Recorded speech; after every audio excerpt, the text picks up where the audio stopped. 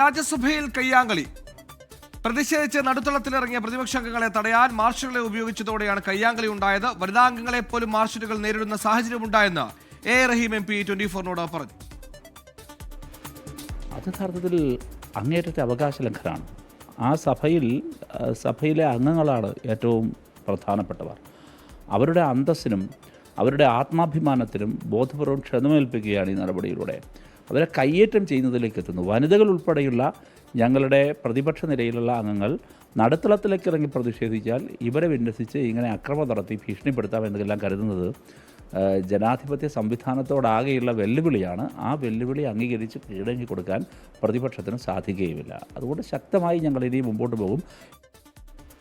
ബൽറാം നടുങ്ങാട് ഡൽഹിയിൽ ചേർന്നു. ബൽറാം, ഈ പാർലമെന്റിൽ ഇരുസഭകളിലും പ്രതിപക്ഷ പ്രതിഷേധങ്ങൾ സ്വാഭാവികമാണ്. പക്ഷേ ഇത്തരത്തിൽ മാർഷലുകളെ ഒക്കെ വെച്ച് ഇത് തടയുക എന്നുള്ളത് അത്രത്തോളം സ്വാഭാവികമല്ല. എന്താണ് സംഭവിച്ചത്? വിവരങ്ങൾ.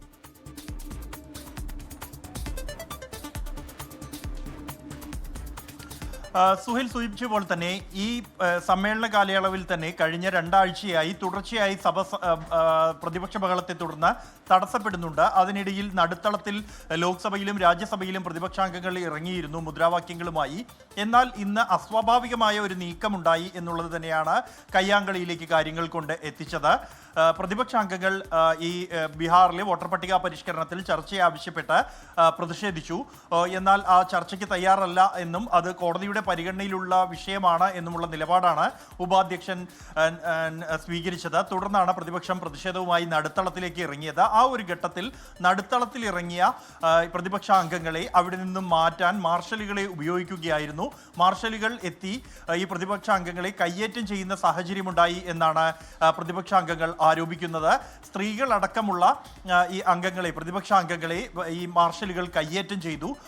ഇത് അവകാശ ലംഘനമാണ് എന്നും സഭയ്ക്കുള്ളിൽ പ്രഥമ പരിഗണന സഭയിലെ അംഗങ്ങൾക്കാണ്, അവരുടെ അവകാശങ്ങൾ ലംഘിക്കപ്പെട്ടു, ജനാധിപത്യത്തെ മാർഷലുകളെ ഉപയോഗിച്ച് അടിച്ചമർത്താനുള്ള ഒരു ശ്രമമാണ് ഉണ്ടായത്, അത് അംഗീകരിക്കാനാകില്ല എന്നാണ് പ്രതിപക്ഷത്തിന്റെ നിലപാട്. തുടർന്ന് പ്രതിപക്ഷത്തിലെ മുതിർന്ന അംഗങ്ങൾ ഈ സഭ പിരിഞ്ഞ ശേഷവും ആ നടുത്തളത്തിൽ പ്രതിഷേധിച്ചു. അല്പസമയം കൂടി പ്രതിഷേധവുമായി നടുത്തളത്തിൽ തുടർന്നു. പിന്നീട് ഉപാധ്യക്ഷന് കത്ത് നൽകിയിട്ടുണ്ട്. ഇതിൽ പ്രതിഷേധം അറിയിച്ചുകൊണ്ട് തന്നെ പ്രതിപക്ഷ നേതാവിന്റെ ഭാഗത്തു നിന്നും തുടർന്നും ഈ വിഷയം ഉന്നയിക്കാൻ തന്നെയാണ് പ്രതിപക്ഷ അംഗങ്ങളുടെ തീരുമാനം. തുടർ നീക്കങ്ങൾ ഇന്ത്യ സഖ്യ യോഗത്തിലായിരിക്കും ഇത് സംബന്ധിച്ച തീരുമാനമെടുക്കുക. സുഹേൽ.